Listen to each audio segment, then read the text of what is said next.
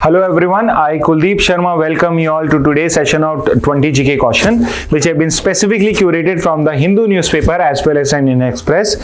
So again, for those who are joining us from 1st of January onwards, so a reminder to you all that all of these questions have been framed from today's daily news analysis only. So if you will go through those daily news analysis, these questions would become easier for you to attempt, and you will also understand the context of these topics also. Okay, so let's look at the question. So the first question is a very easy question.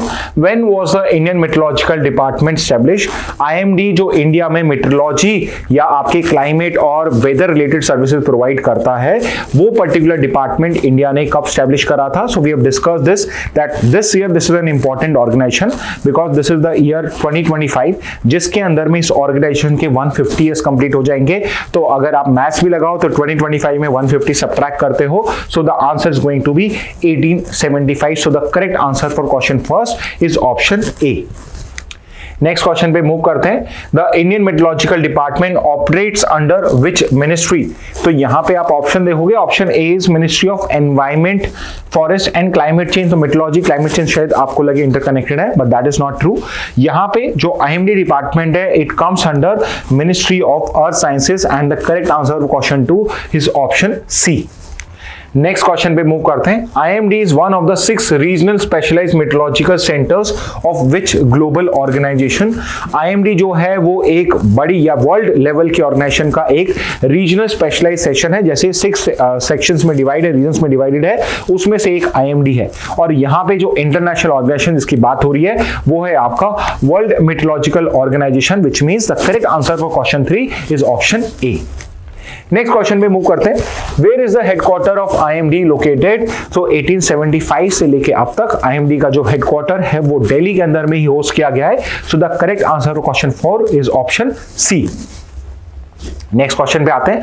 What does UNFCCC stands for?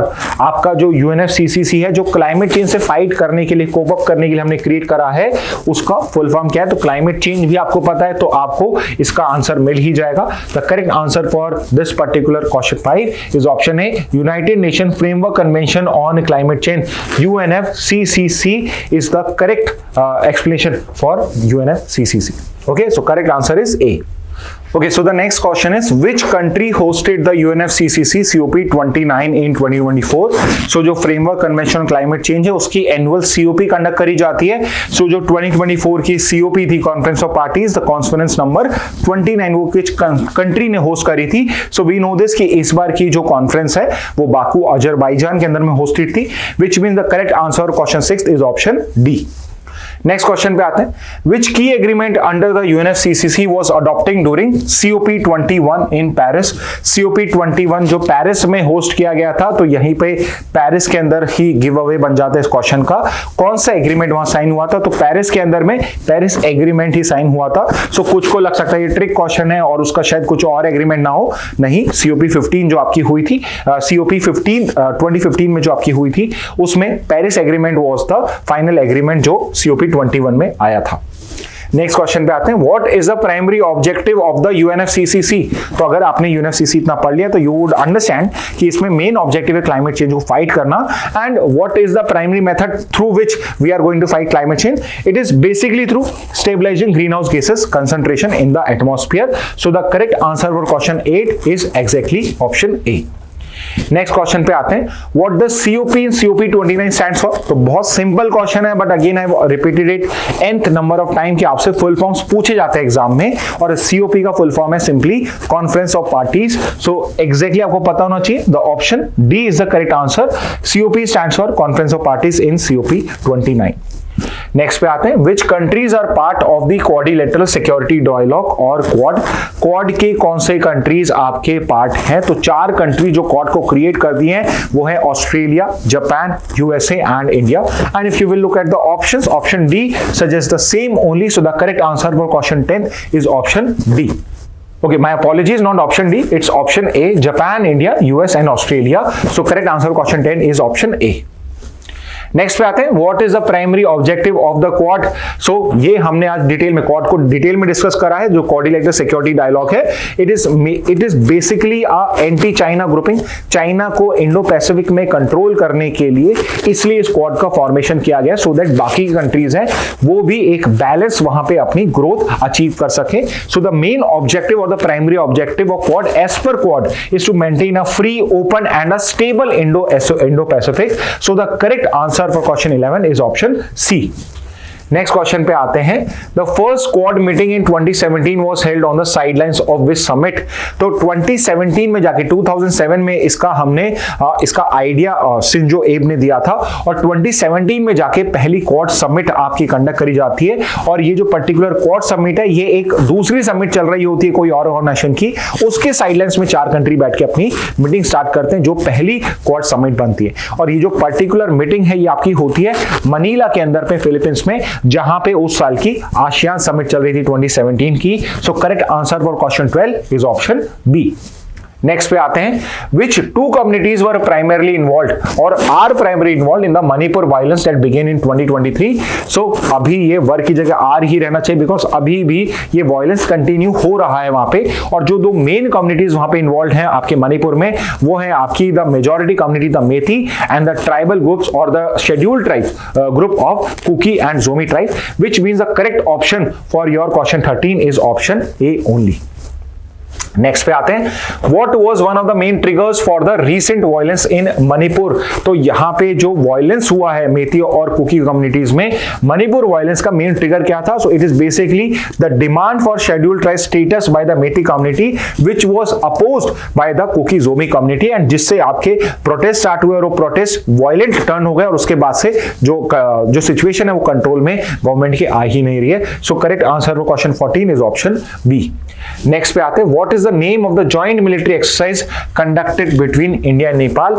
So yesterday only India और नेपाल की आपकी joint military exercise start हुई है, और उस joint military exercise का नाम है Surya Kiran. So the correct answer for question 15 is option D only।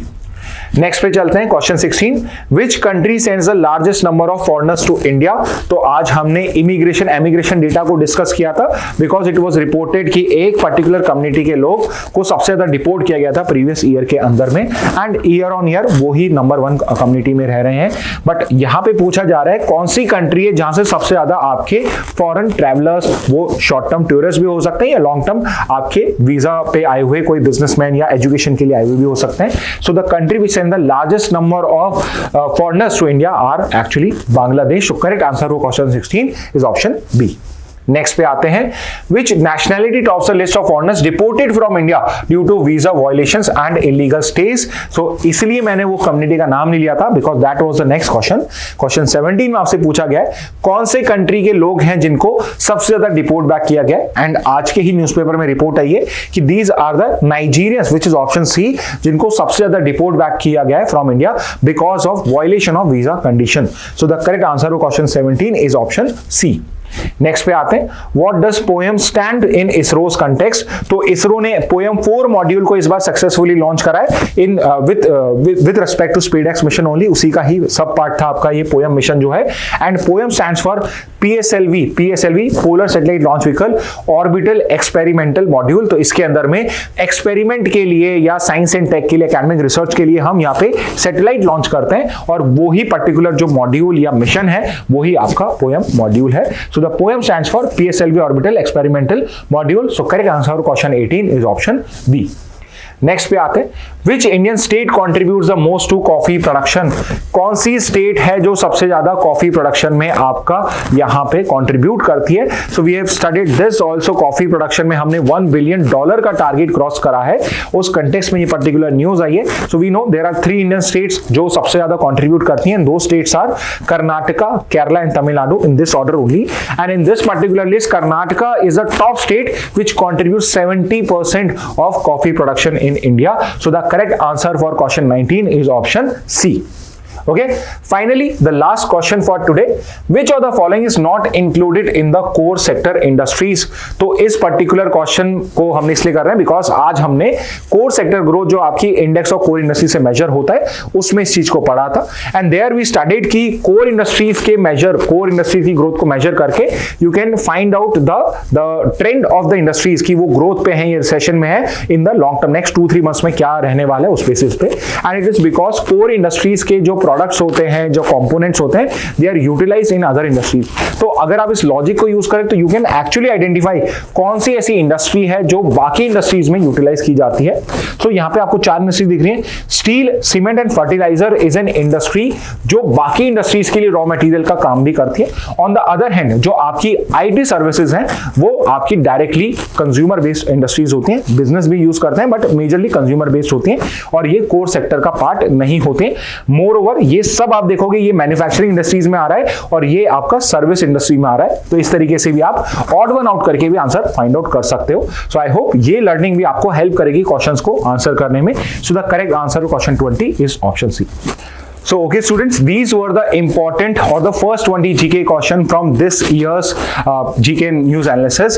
I hope this initiative has been useful to you all, and my advice would be that you keep following this initiative apart from the daily news analysis if you want to get very good marks in your exam, because we try our level best that you get the best news headlines from not just from the Hindu newspaper or just Indian Express, but from the both important newspapers, as well as the 20 GK question are specifically curated which becomes the most important study material for your CLAT and ALET and your other law entrance test also. Okay, so with this message I would like to wish you a very happy new year and thank you and goodbye from my side.